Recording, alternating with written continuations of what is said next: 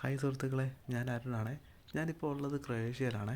അപ്പോൾ ഞാൻ ഇന്ന് പോകുന്നത് ഇവിടെ ഒരു കൃഷ്ണൻ്റെ അമ്പലമുണ്ട്, അങ്ങോട്ടേക്കാണ് പോകുന്നത്. ഇപ്പോൾ രാവിലെ 7:12 അപ്പോൾ എനിക്ക് ആദ്യം ഇവിടുന്ന് ഒരു ബസ് കയറണം, അതിന് ശേഷം മറ്റൊരു ബസ്സും കയറണം. അപ്പോൾ 2 ബസ് കയറി വേണം പോകാൻ. അപ്പോൾ ഞാൻ ആദ്യത്തെ ബസ് കയറി ഇറങ്ങി. ഇത് ഇനി അടുത്ത പോകേണ്ട വണ്ടി. ഇതിപ്പോൾ ഒരു ബസ് സ്റ്റാൻഡാണ്, ഇവിടുത്തെ ഒരു ബസ് സ്റ്റാൻഡാണ്. അപ്പോൾ ഇവിടുന്ന് ഇനി ഈ വണ്ടിക്ക് കയറി വേണം അമ്പലത്തിലേക്ക് പോകാൻ. കുറച്ച് ദൂരമേ ഉള്ളൂ. ഞാൻ എന്തായാലും ബസ്സിൻ്റെ മുമ്പിൽ തന്നെ കാഴ്ചകളൊക്കെ കണ്ടൊക്കെ ഇരുന്നു. അപ്പോൾ എൻ്റെ സ്റ്റോപ്പായി. ഞാൻ ആ സ്റ്റോപ്പിലിറങ്ങി. ഇവിടുന്ന് നമുക്ക് കുറച്ച് മുമ്പോട്ട് നടക്കണം.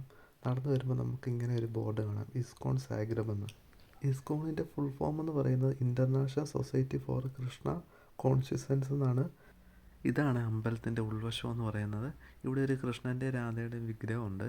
അതുപോലെ തന്നെ ഈ ഫ്ലോറിലിരുന്നാണ് നമ്മൾ പ്രാർത്ഥിക്കുന്നത്. ഇദ്ദേഹമാണ് ഈ ഇസ്കോണിൻ്റെ ഫൗണ്ടർ. ഇദ്ദേഹത്തിൻ്റെ പേര് ഞാൻ വീഡിയോ കൊടുക്കാം. അപ്പോൾ നിങ്ങൾക്ക് ഒന്ന് ടൈപ്പ് ചെയ്ത് നോക്കിയാൽ, ഗൂഗിൾ സെർച്ച് ചെയ്ത് നോക്കിയാൽ ഫുൾ ഡീറ്റെയിൽ അറിയാൻ പറ്റുമേ. ഇതൊക്കെ അമ്പലത്തിനുള്ളിൽ സ്ഥാപിച്ചിരിക്കുന്ന കൃഷ്ണൻ്റെ ഓരോ കഥകളാണ്. അപ്പോൾ അതിന് ശേഷം നമുക്ക് പ്രസാദം കിട്ടി. പ്രസാദം എന്ന് പറയുന്നത് നമ്മുടെ മൈസൂർ പാക്കാണ്. അപ്പോൾ അത് നല്ല ടേസ്റ്റ് ഉണ്ടായിരുന്നു. ഞാനൊരു മാസത്തിൽ 1-2 തവണയൊക്കെ വരാറുണ്ട്.